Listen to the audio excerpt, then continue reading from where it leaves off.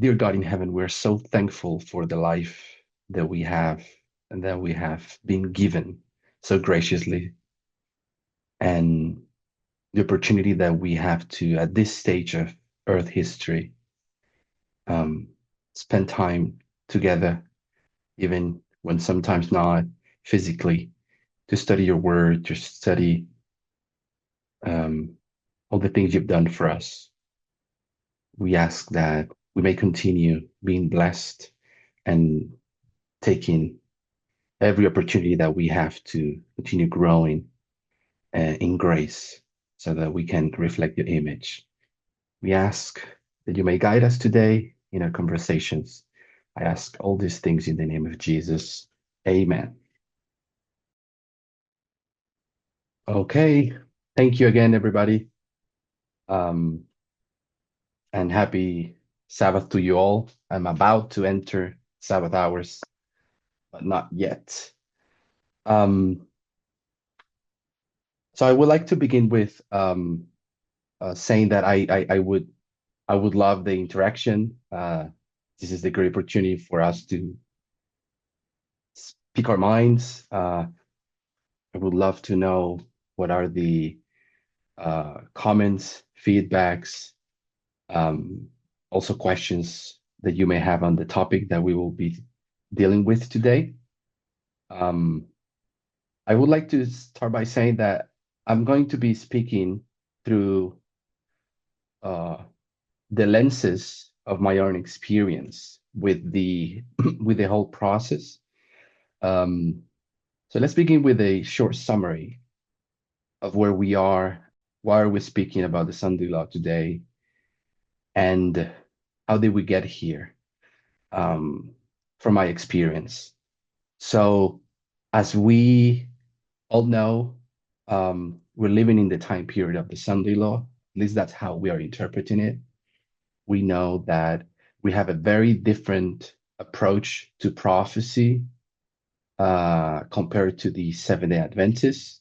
We would define the Sunday law in so many different ways that we wouldn't have ever expressed in the time period of when we were used. I don't know if all of us, but some of us used to be Adventists.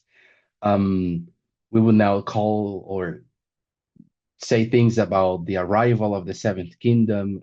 We would use we wouldn't even use the word Sunday or Sabbath as any characteristics of what we call the Sunday law. So that's already very interesting, and I think it makes sense not only to me, it makes sense to the movement, so that we are taking the time to fully grasp this, understand it, um, why there's so much of a change from what we were before.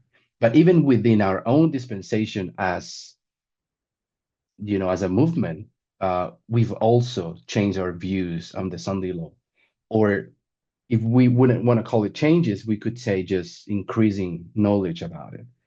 Um, so late 2023, I was interested in the topic. The topic was beginning to stir up here and there, I believe. Um, and I always wanted to look at what what was going on with the timing of the Sunday law, and we had the interpretations of Elder Test and Acts 27, and then the sheep, and then the arrival to the island, and it all seemed so very convenient to probably find some timing element, find out what is it, not only what it means, but when it happens. So I went on and studied, and I arrived to certain conclusions that I developed over time. Um, I would call them theories that I had, and I was eager to share them with people so that I could get their feedback. They could say, I think you're probably overinterpreting this symbol, or maybe you made a mistake this moment, or maybe you're in the right direction. So right off the beginning, I was sharing what I was seeing. I would send messages to other Parminder. Um, he's not very famous to replying back, especially when it comes to doctrine. So he's careful to that. What is it that he's going to say? He had some feedback, but nothing to lead me to either stop doing what I was doing, or neither even encourage me, just like, well, that was interesting. Uh, so I also share with several people, um, and I received their feedback or their comments. So that was what's going on early 2024. Um, I knew that Elder Terry had taught at least there was a um, in my side of the world, it was called a last minute comment. I think someone was making questions in some of the videos that you had. This is, I think, 2023. And she did mention the Sunday law in 2024. So people were already kind of thinking about that in that line of thought about 2024. And she would develop it more. Um, then the solid arguments for July, Quintus, um, of course, Fabius and Maximus Gerges. And then the prediction was done. July 18th arrived.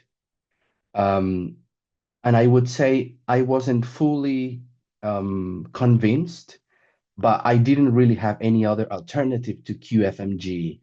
And I was really like, I always thought that it sounded nice and logical.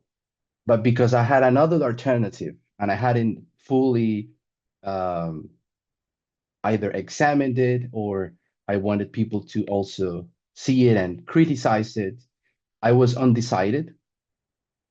Um, and other people were undecided too. Um, so here comes a little bit of the culture that I think we've lived uh, as a movement. It was my opinion that I needed to have my conscience satisfied to one side of the or the other. And the only way for me to do that was to be open-minded until the end. I think it was very important for me. I used to purposely be very careful when I was referring to my theories and not calling it like my study or my thing or whatever, because I I I felt like things can get too personal when it comes to studying. And we've seen in the past, people had, I don't know, certain view, they shared it, people saw it, at some point it was proven wrong. And then why is it that there's always the tendency to, when someone is proven wrong on something, to either get upset or either leaving, or like we've seen, basically splitting and dividing and creating a different movement or something like that. So those are things that have happened, and I just couldn't fathom the possibility to not, this is an institution that's been going on, and we know how much time it takes.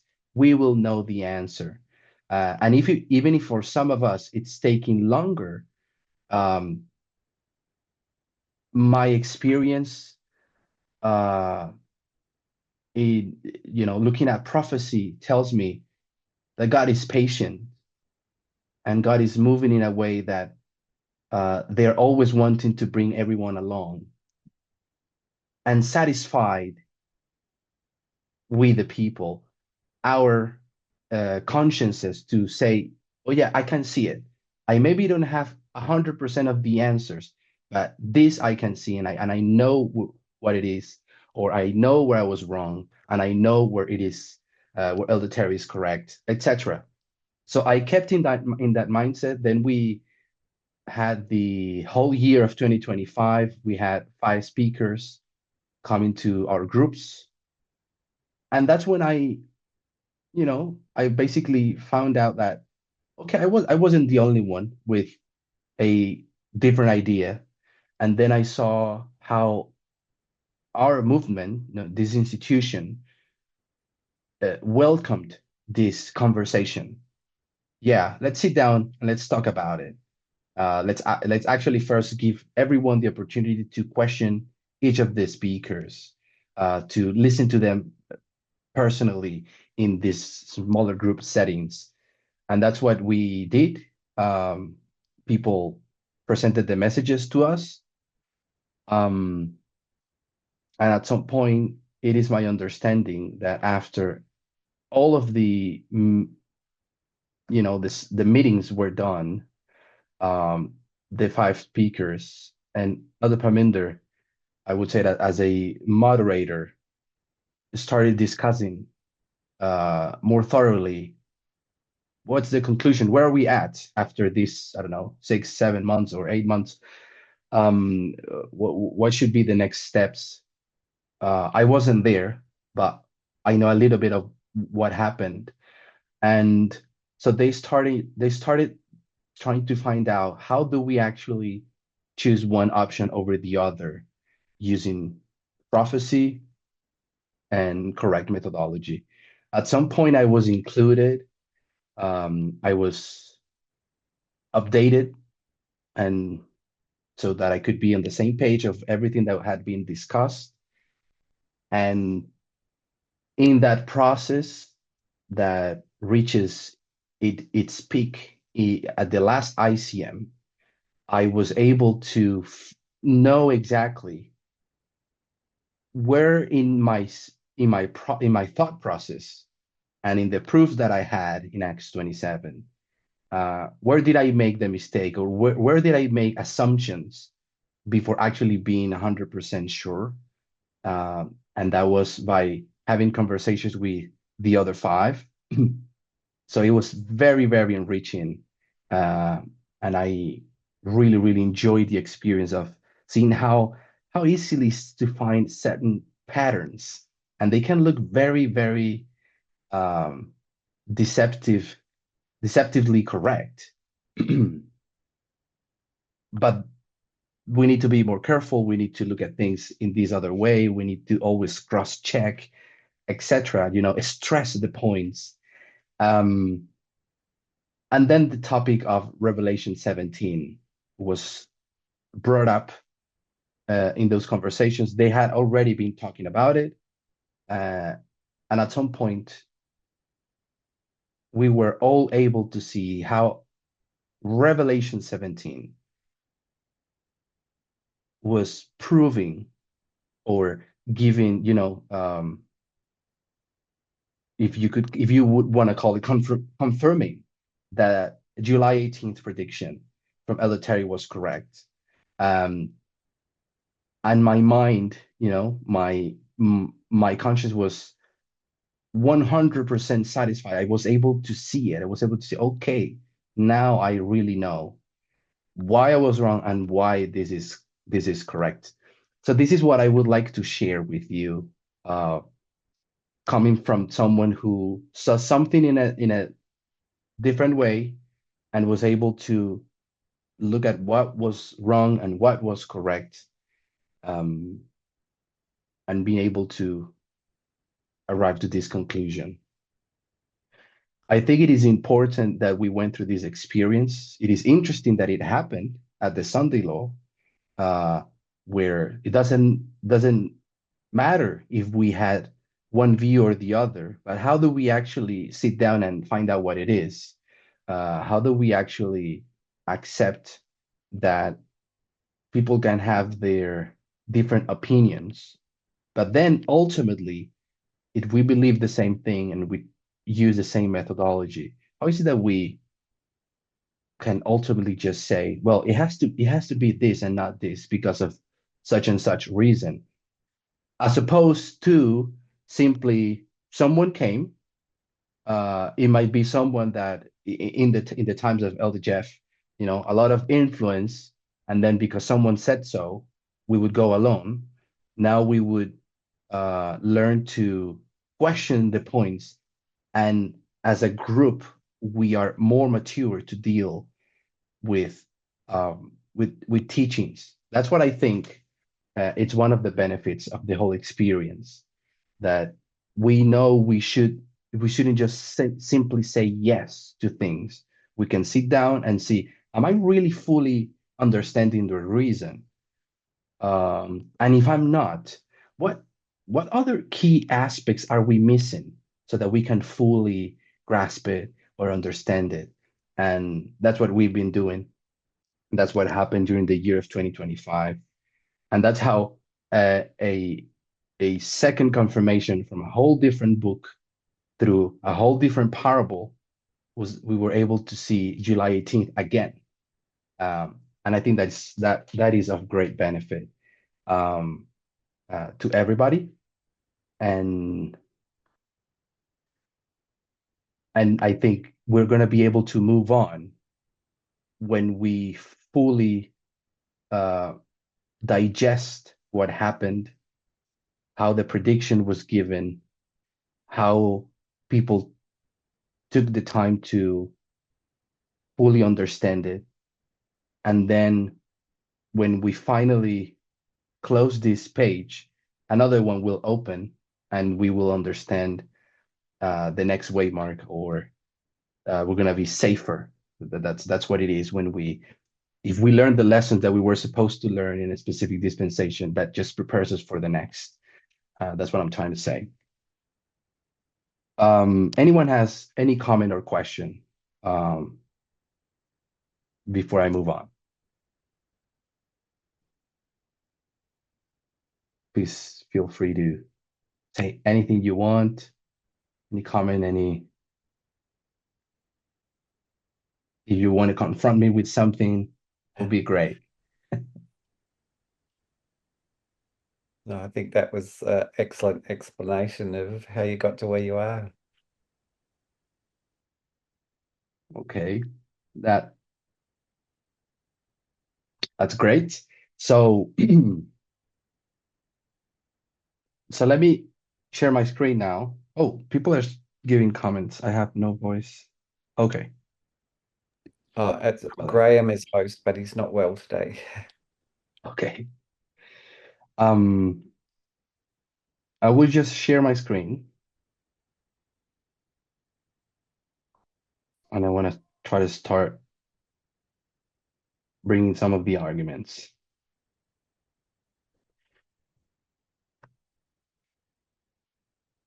So one of the things that we would say differently today to, even when we used to be Adventists, but earlier in the movement, if we wanted to talk about the Sunday law, we really, I think there was always an elephant in the room because the Sunday part we would take straight out of Ellen White. Um, we would assume that the seal of God had to be Sabbath and that's it. Um, but we have developed our understanding so much that I think we come now, it could come across quite strange to someone outside of the movement, someone Adventist, the way that we just talk about the Sunday law today. So the first thing that we would know is that the Sunday law, it isn't a waymark per se. It is a period of time. As well, the same as the time of the end is a period of time. And we know that it is the beginning of a period that we call the waymark. What is the starting point? And that's what we want to do with the Sunday law. So if the Sunday law is this uh, waymark in the middle, and we say that is the Sunday law waymark, we are basically saying from this point on, we've entered into the Sunday law period. Um, that of course it sounds counterintuitive. We still do it because we understand what we mean, but that doesn't nothing to do with Sunday, and and then ultimately has nothing to do with law. Um, the Weimar itself. There may be laws happening in the time of the Sunday law, but it's not a law that marked its beginning, which was one of my assumptions. I knew it wasn't about Sunday, but I was expecting some kind of law or legislative actions. So we would say that it is a turning point. There's a before and after the Sunday law. Uh,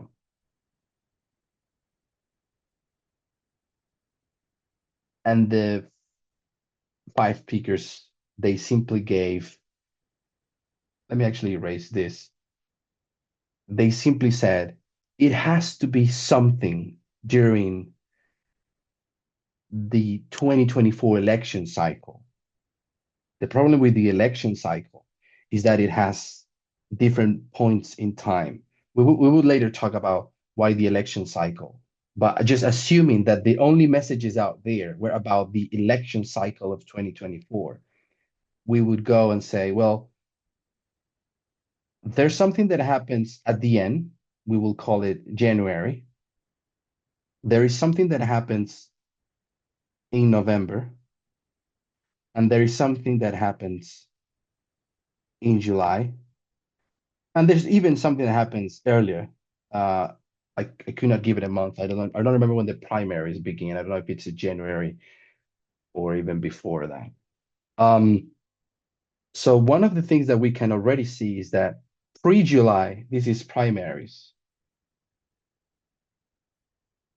After July, I like to call it the campaign.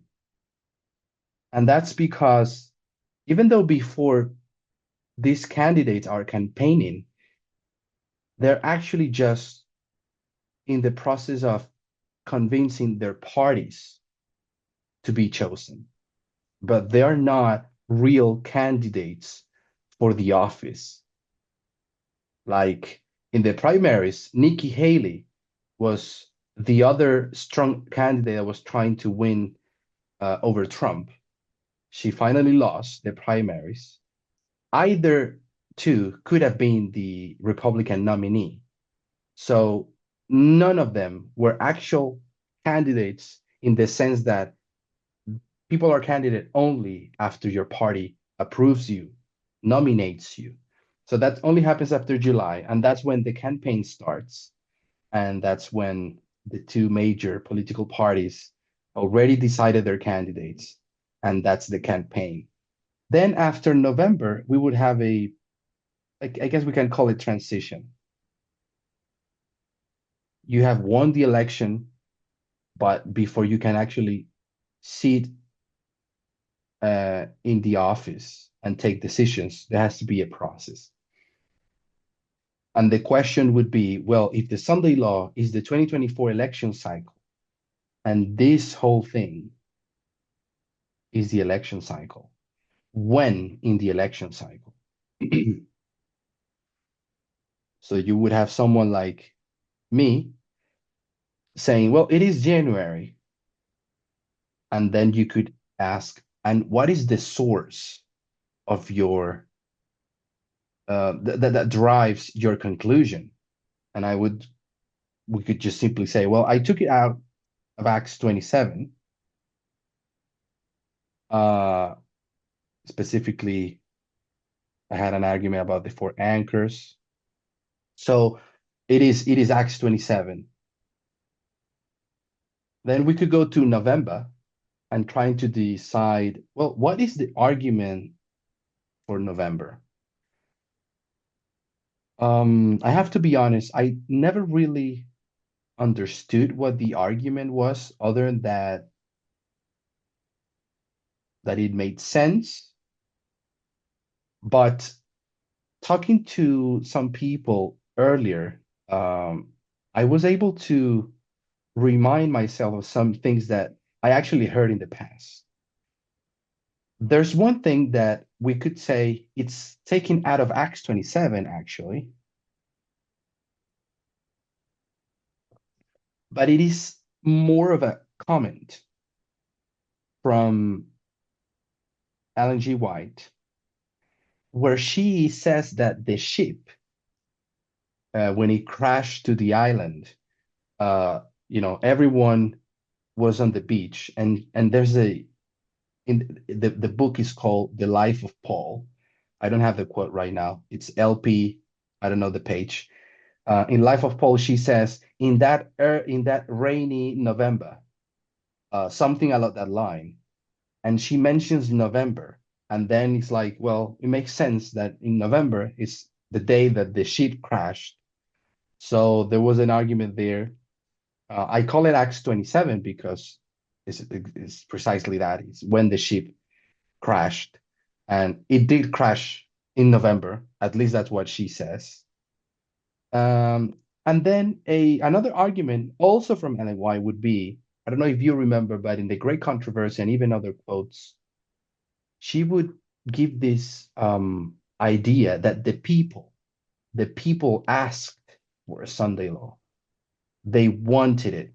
So they asked for it to the powers that be, and they gave them, they were given the Sunday law because people asked for it. Are, are any of you familiar with that idea that it is people who ask for the Sunday law? I think it is in the Great Controversy, but probably in other places.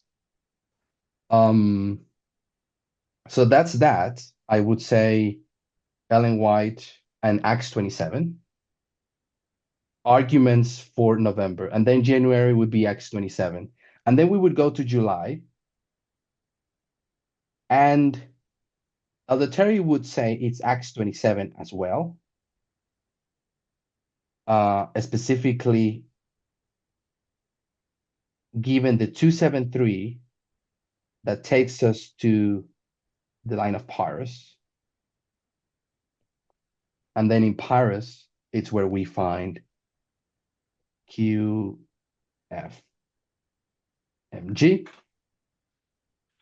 Uh, but if you look at what we have on, you know, the source of the arguments, I want us to look at the source of the arguments. I know each of the people who defended these dates used more things.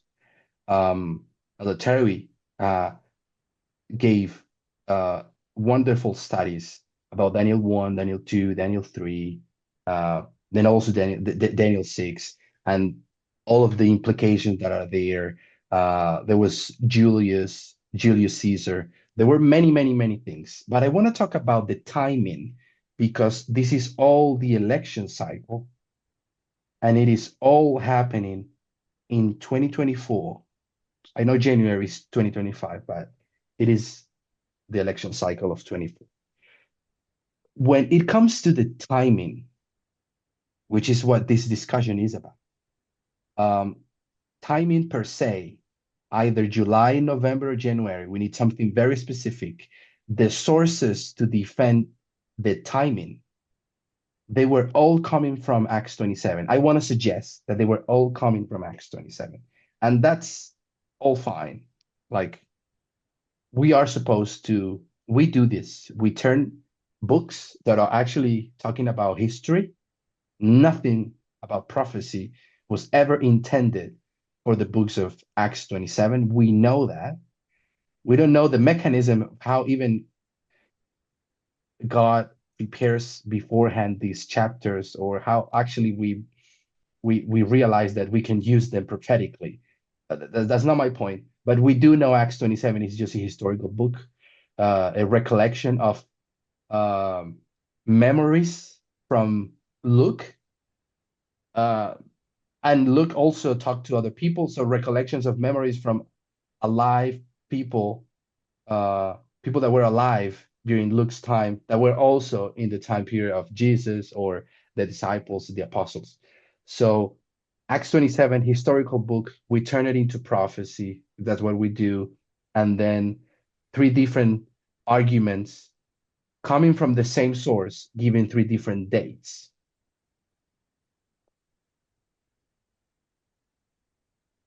I would like to ask and have some interaction about this question that I want to ask. Given all of this, where do we actually, like in the real sense, where do we actually derive the Sunday law idea? I'm not talking about the law or the Sunday, just the fact that we will enter into a period of time the mark of the beast time, however you want to call it. Um, where does that idea comes from in the first place? What are your thoughts? Revelation. Thank you. So we take it out of Revelation. So if we go and I say, well, the source of truth, and we know this is not illegal, going to Acts 27 and derive things from it is not illegal, but we're saying that, yeah, okay, the source of truth for this conclusion of the Sunday law in all three cases, I'm going to call it source, are coming from Acts 27. But then we go, trying to think very intuitively, what is the actual source of the topic of the Sunday law? And we have to say it has to be in Revelation.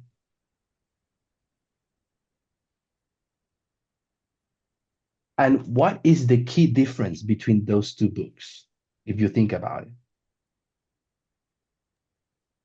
Let's keep in mind the Revelation. word. Yeah, the Sorry, book of go. Revelation. No, go ahead. Oh, Revelation is the well, Daniel and Revelation, they are the prophetic books by purpose and design. Whereas Acts 27, I know we can make application from their stories, but Revelation and Daniel are literally, that's their purpose, is a prophetic.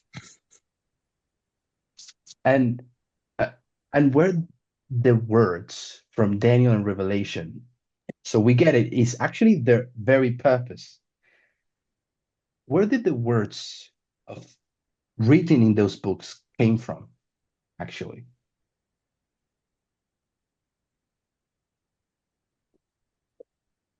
What do you all remember?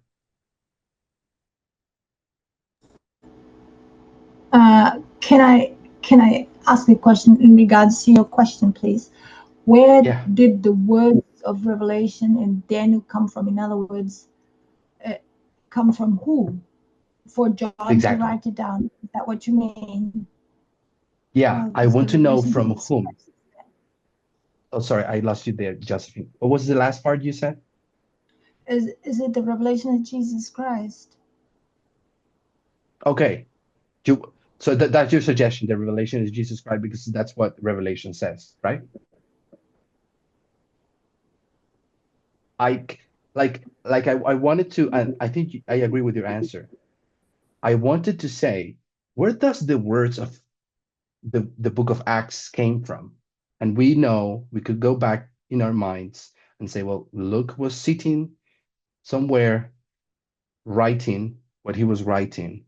And what he was writing was his own recollections of events or recollections of other people's recollection of events.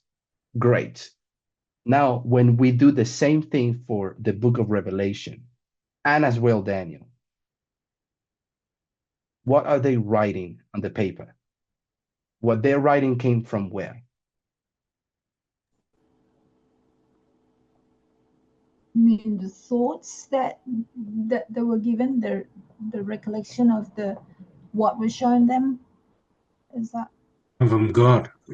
Visions. So I heard some things, but we know it came from well, he was having conversations with Gabriel, uh, and Gabriel said, I came to tell you this. Sometimes uh, John is actually speaking to Jesus. So when we think about the book of Revelation, I'm going to place Daniel because we already know they were reading in the same way. These are not recollections of someone's events because, you know, during life. This was something that happened to them. And then God came in whatever form and said, uh, hey, this is what I want you to write down.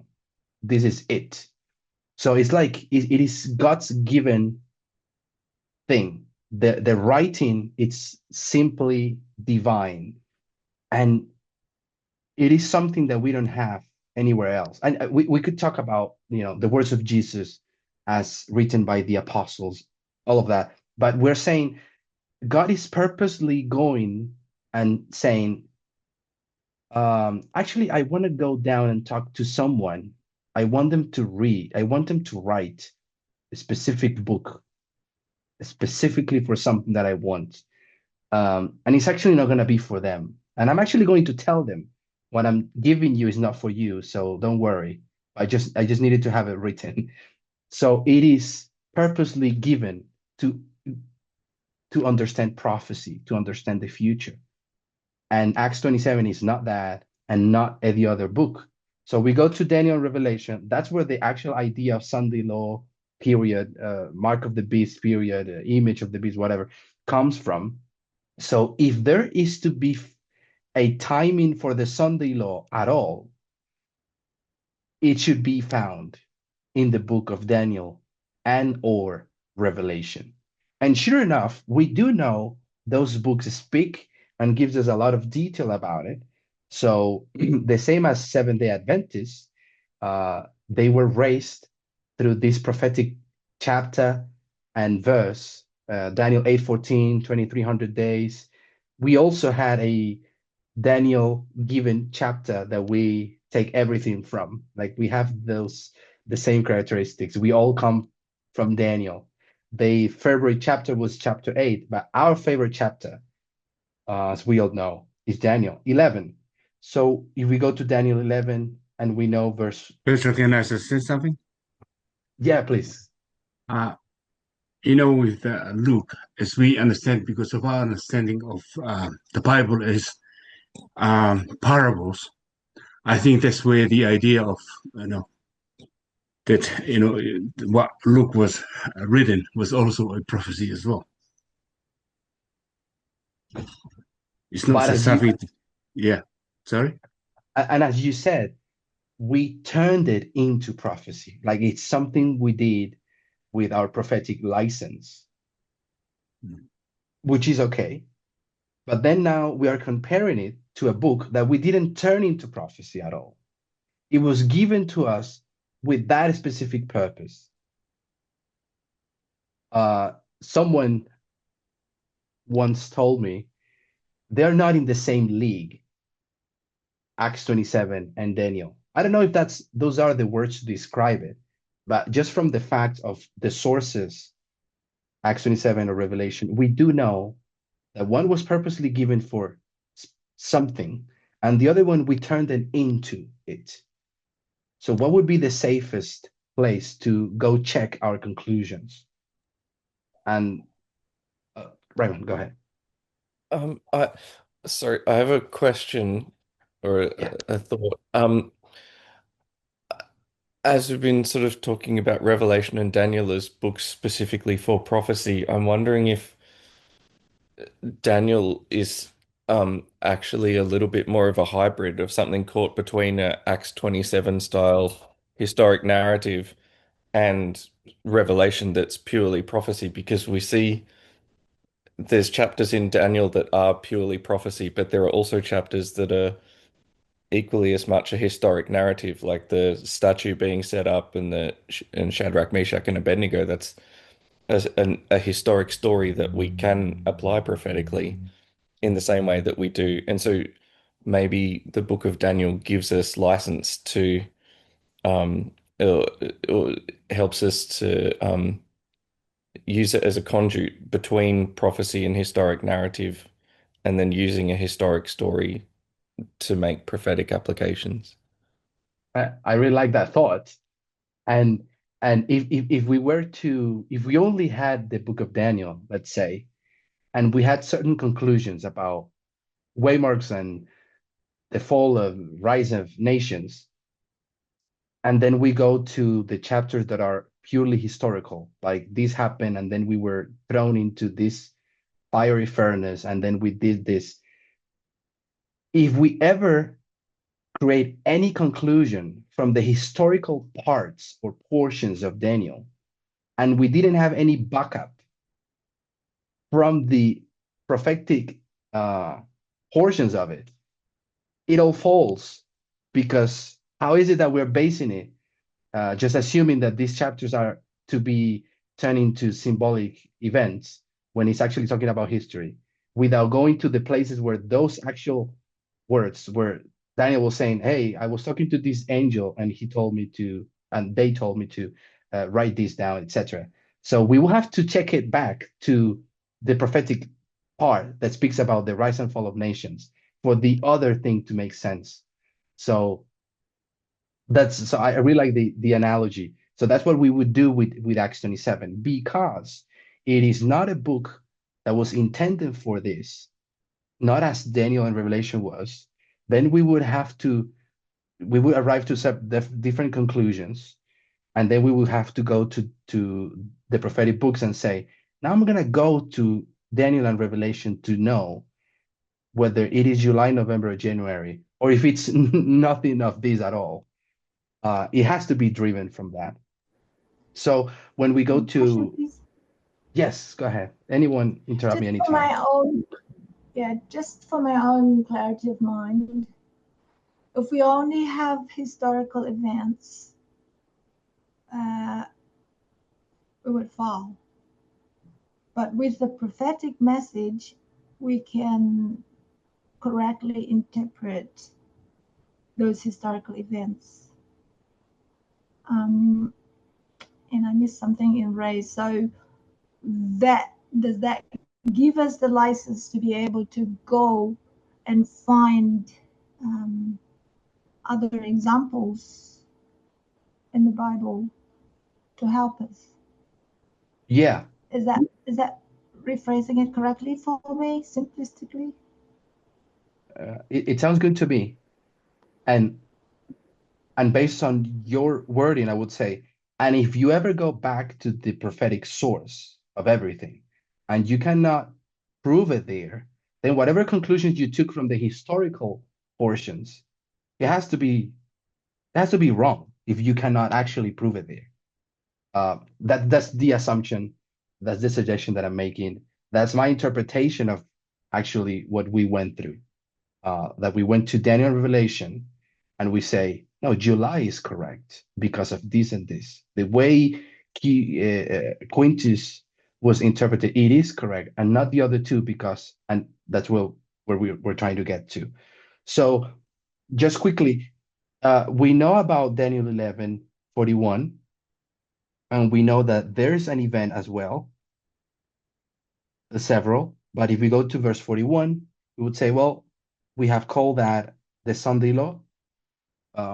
This is at the very inception of this movement. And we would say, well, this is the moment when an entity called, I'm just going to put GL for glorious land. The glorious land was conquered at the Sunday law. And then we would know that this chapter is speaking about the fall of an entity and the rising of the other. And it has been talking about that since the beginning, because if we go to 40, it would say, there's the king of the north. That's the entity that I'm missing. I'm gonna place it here in orange. Yeah, the king of the north, who's been conquering other powers, the king of the south, and then he would conquer the glorious land. And we decided to call that the conquering of the south, that first battle, we would call it time of the end. And then we decided to say, and when it conquers the glorious land, and then the king of the north conquers the glorious land, that would be the Sunday. We would enter into that, and there's more events after that, but that's how we would say this is the fall of a kingdom because it was conquered by another, which aligns with the theme of Daniel, rise and fall of nations. Then we would go to the favorite chapter of Seventh-day Adventists to talk about the Sunday, which just by inheritance, it is our as well. We have Daniel 11, that one became our favorite one, but because we inherited everything from because we're Adventists, we also have a second favorite place to talk about the Sunday law. Revelation 13, specifically the second beast, from 11 onward. And we would do the same thing because we know the Sunday law is a waymark, the beginning of something. So we would place a line and we would say, the Sunday law is here in the middle. Now the symbology is not what kingdom conquers what. Now the symbology is very, very different. It's saying that the power called the Lamb morphed into a dragon.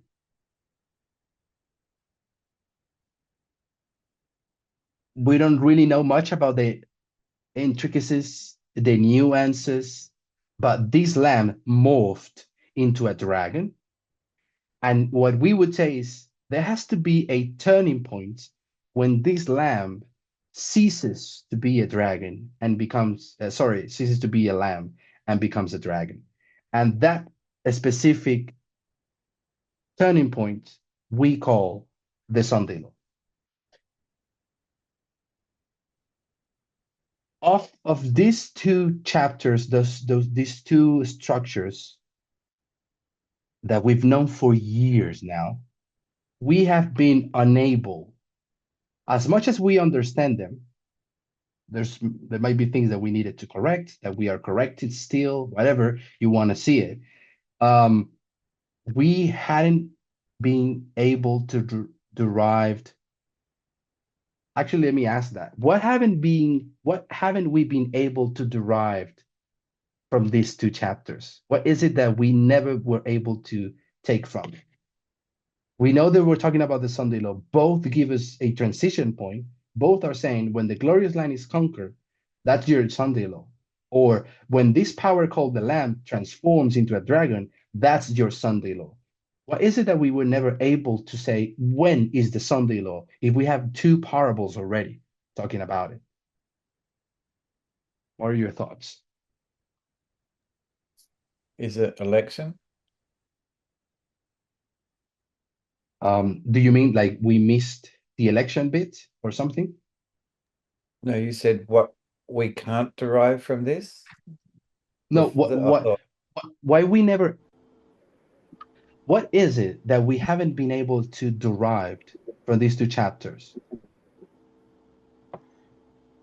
Can I try just a shot? Yes, please. We haven't been able to say that there is no literal Sunday law. We actually were able to. This point. No? Sorry, I just said that at some point we were able to say that it's not a literal Sunday law having these two chapters. I know we use other things, but I'm saying these two chapters didn't prevented us from finding out that it was not a law, right? Yeah. I want to suggest that the thing that someone just put it there, saying that it is the timing, and that's what I mean, the timing element. Anyone can come and say, oh, the glorious land is the USA, we said that, and it would be conquered by its own, we said that. It will be something that happens to the nation itself. How do we know that? Because in the second parable, which is lamb and dragon, they're both spoken to be the same beast that morphed into something different at some point. That's how we know when we go up to the symbol of Daniel 11, that the king of the north, it's the thing that conquers the glorious land. And actually the glorious land, which is the territory of the USA, something happens within it and it is conquered. So that we always knew it had to be some internal fall. But we were never able to say what's the timing. Someone can go and say, well, yes, when Bush Sr. was talking about the New World Order, or when Bush Jr. Was given this immense executive power after the 9/11 attacks. Or someone could go and say, no, it is when Trump decided that he could take the office by force and not give up give up power to the incoming president Biden. Like there's so many chapters in history, I mean, we could go to about the United States and say, oh, it is getting really bad. But what is the moment? How do we decide it? And we just lack the ability. Sorry, we don't lack the ability. We just lack the elements in these two chapters to find that out, at least so far. So then we, as a movement, last year, we went to another chapter that, in a sense, we always knew was talking about the Sondilo. So that is the third option that we want to bring up. Not Daniel, sorry. Revelation 17. And right off the bat, Revelation 17, we know it's more complex. You want to say something, Joseph? Question, please. Yes. Yes, yes. When I've got a little blockage, I like to unblock it. We know that when the transition from lamb to dragon, we know that that's going to happen. But what we're looking for is the actual timing, the timing when that actually happens in our present time. Is that putting it correctly? Yeah. Or you Connected to, I would just add that connected to finding out the timing, we actually want to know what is the marker? What makes the lamb not longer be lamb and be a dragon? What makes the glorious land not be an independent nation and now it's conquered by the king of the north? Like we lack that detail. If we were to know, we could point or see the event with our own eyes and say, oh, we just arrived there. So then we go to, does that help? Yes, timer and marker. Yeah, like we want to find a marker. Okay, thank you. It's okay. Anyone, please, any questions, just speak up. So let's now look at Revelation 17. I don't want to talk about panoramic, dispensational. Assuming many of these details we know. Just for sake of time, I want to just go to the points that are relevant to what I'm wanting to say. So we go to Revelation 17, and we can see that it is actually packed with elements, not like the others are not, but quite easily we could say, well, there's one main character in these two other parables that we have, and we say, well, yeah, it is the king of the north. And who are the other characters? Well, the people or the entities that it conquers. That's fine. And we go to 13 and we say, well, what are the characters? Well, it is one beast that changes from something to something else. We know from good to bad just by the symbology itself. And when we go to Revelation 17 and we ask about the characters, we know for sure the woman is one of the characters. Who wants to give another character?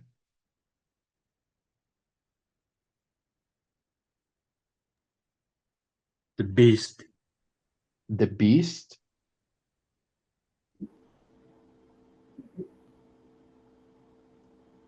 The head. We could put head. I know the way that teachers have taught it. I want to put head here like it's something that comes from the beast. It is related to the beast. Any other character?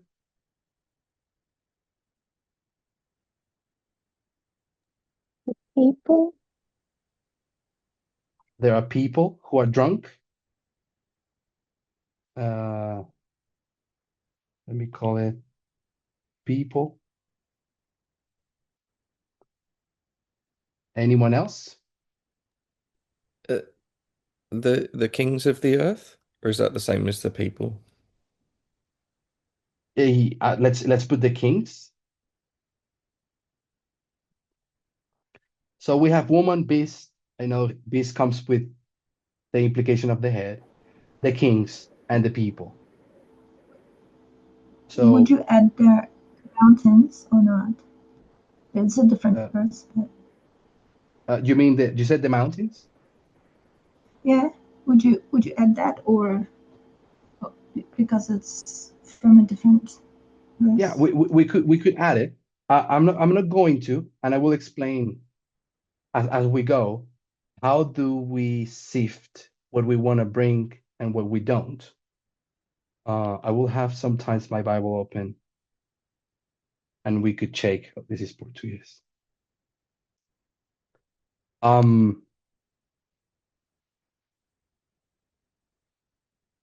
So we go to Revelation 17. We saw woman, beast, head, kings, people, mountains. No one has mentioned it, but it's there. The 10 kings, 10 horns. So there's quite a bit of elements or characters in this story. And now we want to know what side are they in? And when I mean sides, I want to go like here. Daniel 11:41 has two sides clearly. It is the entity that is conquered is the glorious land, and just the name glorious land, it's telling you that it's something good. It is a sad event that happens, and the king of the north is the bad entity. So we have good and bad in here. Then we go to Revelation 17, and we also see good and bad. Without going into the details, we see good and bad, lamb and dragon. When we go to Revelation 17, anyone would like to point out what is the good that we're missing? I know we're not reading through the verses. We're not going to, not a lot, but out of your recollections, where is the good thing? Is there a good woman? Like in the chapter, we know there's not. Yeah, but like but there has to be something good in the chapter mentioned. Talks about the lamb. Sorry, you said the lamb? Lamb and Yeah. the kings. Oh, well, the lamb will be Revelation 13. So that's another parable. The In kings. 17. No, in 17 it talks about they war against the lamb, I think. Oh, you mean that lamb? You mean Jesus? Okay, yeah. okay. Yeah, that's I'm fair just enough. looking for something good. Yeah. You surely found it. Well, it wasn't Jesus who I was looking. Yeah. Say And king. then it just talks about the angel. The angel. Someone else said something. What was that? It's the kings. Let's go with kings. The kings are the good entity? Yep. Or the head. Which the head? Like you mean the people who committed fornication with the woman? These kings, verse 2, with whom the kings of the earth committed fornication? Or other kings? No, let's not say that. Yeah. Gets difficult. So because The good yeah, is the multitude. what was that? It's the multitude. The multitude. What verse? I think there's two. Verse 2, and the inhabitants of the earth having been drunk. Well, they are surely innocent, at least from the chapter. But I don't think they are the good entity they were looking for. I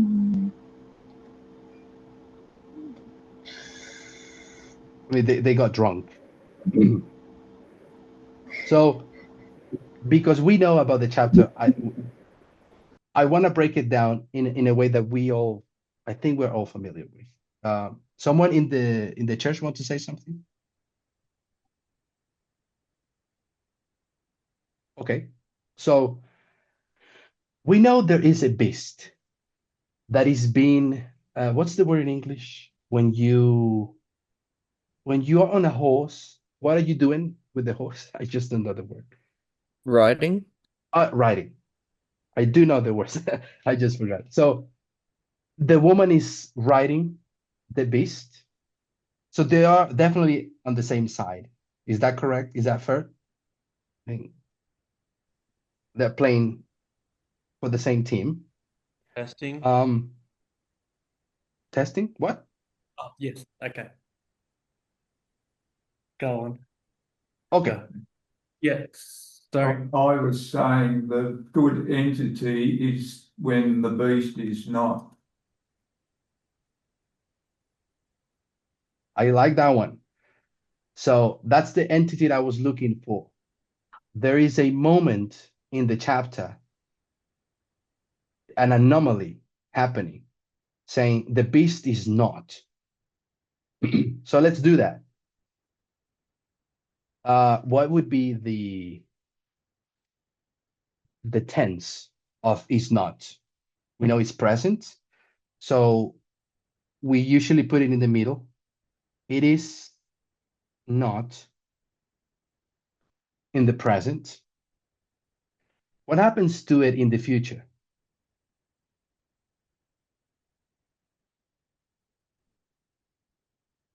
Dead. Wait. What is it? Will be. We're going to use will be. Shall be or will be. So it will be again. Oh, let me just change the color. Because we know that whatever this thing is, which is bad, when it is back, it is bad. So that would be the will be. And we know that it was. And that's the past. So we have the tenses, past, present, and future. Anyone else want to say something? So we have past, present, and future. There could be many ways to just try to prove when each phrase fits into what time period. But let's go by the simplest. When the beast is back, the final return, we know it's the final because later it says that the woman that writes it, it's killed. So it is the final thing. And also the actual verse, I think it's 8.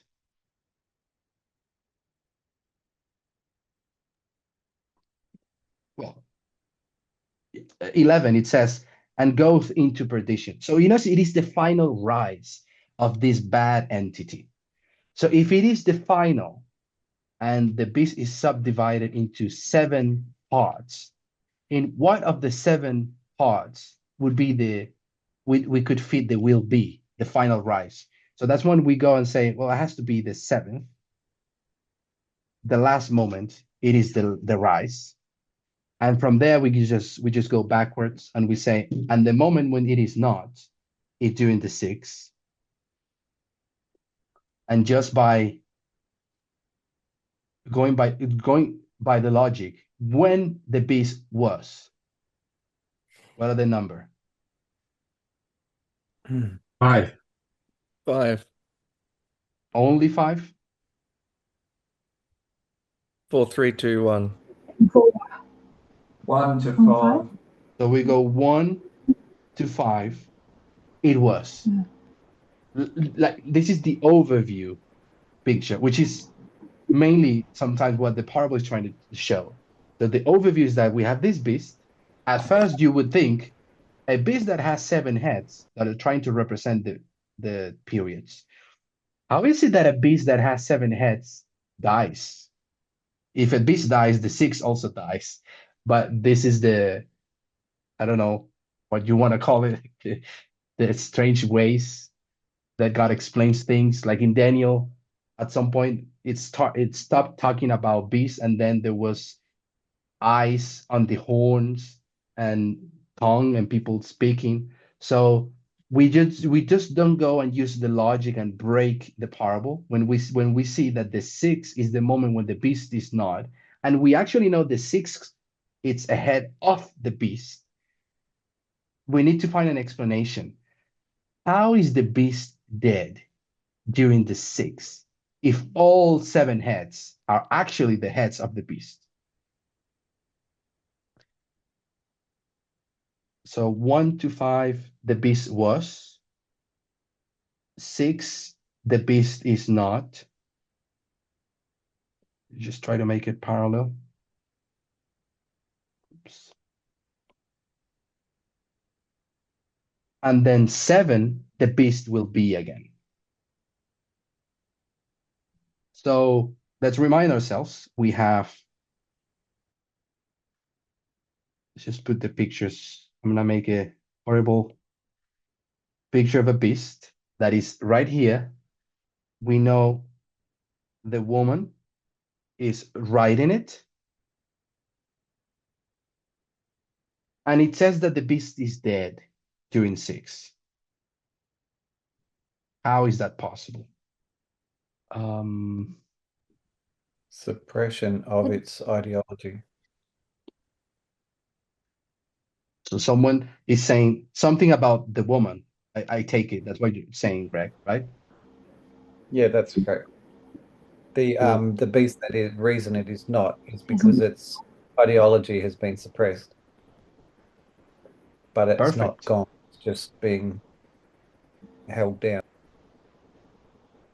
Thank you. Anyone It's else? got no power. It's got no power. Power of influence is no longer there.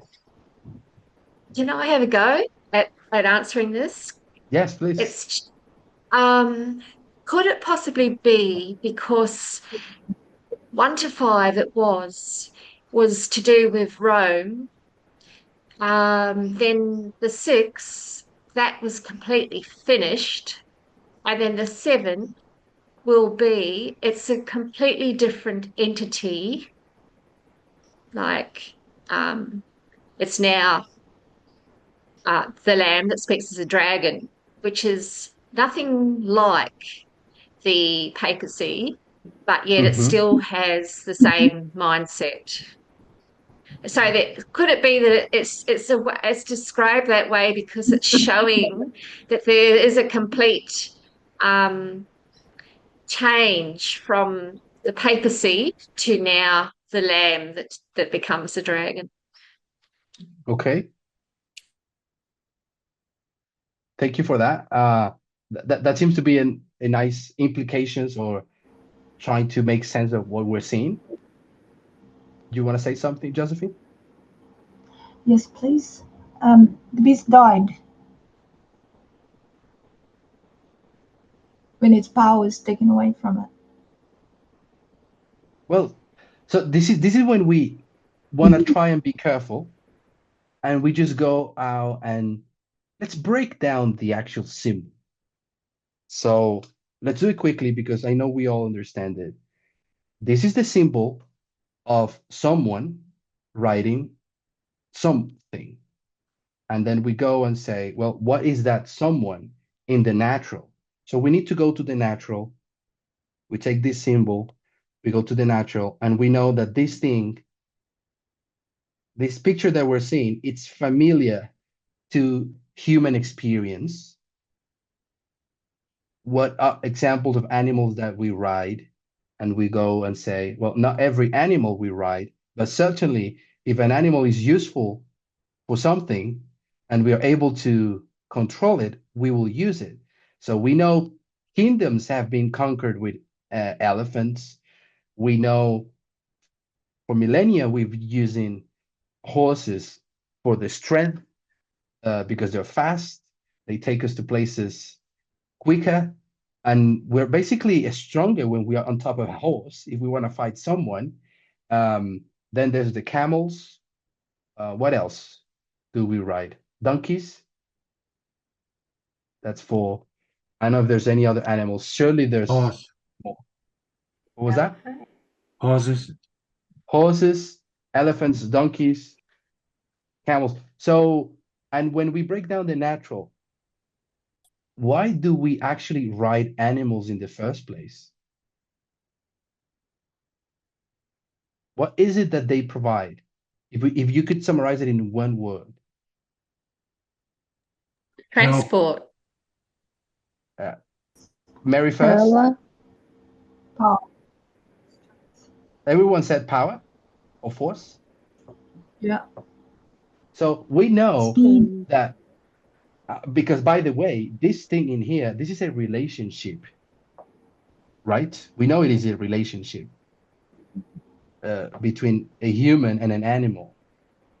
And in this relationship, the animal, it's providing the strength or the power that the human element lacks. And just because people have already said it, the entity on top of the animal, what does it bring into the party? An agenda or a purpose? Yes, Ideology. agenda, purpose, ideology, Mindset. all synonyms. Someone said mindset. So someone could say a different type of intelligence, because the person on top really wants to do something specific that the beast by itself wouldn't. So this is the moment. This is the moment in prophecy where we know the beast in Revelation 17 is not exactly the same beast that have always, it's not being used in the same way that Revelation 13, Daniel 11, or sorry, Daniel 7, Daniel 8. Can we see that? Like in before, when it was talking about those other beasts, or even the metals from the statute, those parables were always skipping to say that this relationship was going on. That it was never simply a kingdom. It is a kingdom used with a certain purpose by someone. Do you see what I mean? Yes, Pedro, we'll get you to Not quite. wrap up part 1 if you don't mind, so we can have a break and move on to part 2. Of course. How much will be the break? How long? How long? Yeah. 10, 15 minutes. That's good with me. Thank you. Am I supposed to pray or what do we do? Do you want to just summarize what you said and then we'll have a break? Oh, sorry, you said summarize. So we've talked about the Sunday law and the different opinions that at some point were spoken about. We saw how the source of these opinions and theories, studies, they all came one way or the other from Acts 27. And we discussed that if there's anything to be learned about the Sunday law, it has to also be found primarily in Revelation and or Daniel, and that would be the confirmation for us for whatever conclusions we took out of applications that we made. Then we talked about Daniel 11:41, how the Sunday law is spoken about there. Revelation 13, the Sunday law is there too, but we lack the element of time. And Revelation 17, we recognize we have never fully understood it, nor Adventists. We always just say, well, this is the papacy, and we know it cannot just simply be an old-time history. What's happening with this beast that will be again, that will come back? And we're trying to break down the parable so that we can understand the elements. And if understanding the elements gives us a time key, we will use it. And probably it will help us understand our conclusions. That would be the summary. Shall we pray? Certainly. Okay, let's have a short prayer. Thank you, God, for the opportunity again to review our thoughts, our ideas, and the amazing privilege to, at this stage of Earth history, receiving such knowledge. We thank you for everything. In the name of Jesus, amen.